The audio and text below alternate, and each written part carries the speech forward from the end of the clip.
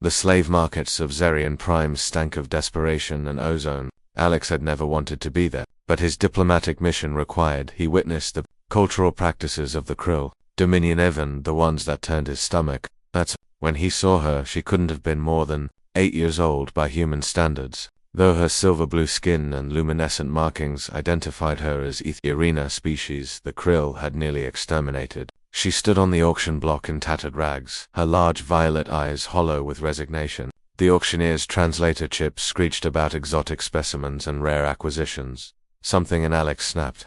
10,000 credits, he announced, his voice cutting through the crowd. The Krill auctioneer's mandibles clicked in greedy satisfaction. Sold to the human. As Alex paid the exorbitant price, nearly his entire savings, the young Etherian girl was roughly pushed toward him. She stumbled, and he caught her gently. She flinched at his touch, fear radiating from her small frame.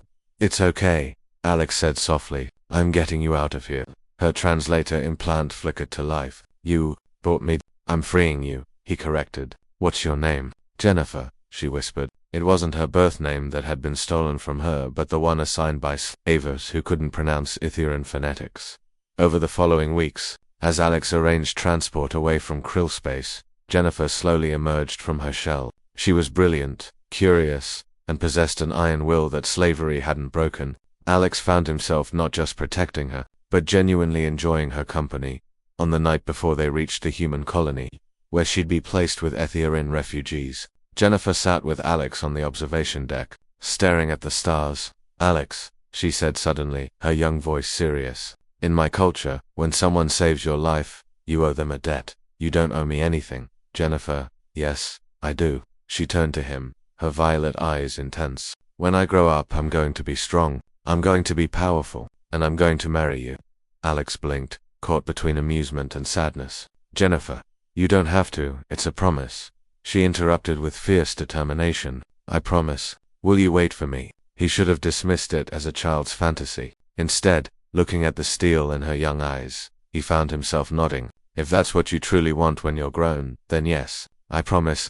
She smiled, then the first real smile he'd seen from her. "Good 10 years. Wait for me." 10 years later, Alex stood on the command deck of humanity's diplomatic station at the edge of neutral space, reading reports of increased Krill Dominion aggression. They'd conquered another system, enslaved another species. The galaxy's fractured alliances seemed powerless to stop them. He was older now, with silver threading through his hair and the weight of command on his shoulders. He'd become a respected ambassador, always advocating for the enslaved and the conquered. But he'd never forgotten the fierce little girl with violet eyes. He wondered sometimes what had become of Jennifer, whether she even remembered her childhood promise. He'd kept his word, never marrying, though he'd told himself it was because of his demanding career, not because of a vow made to a child.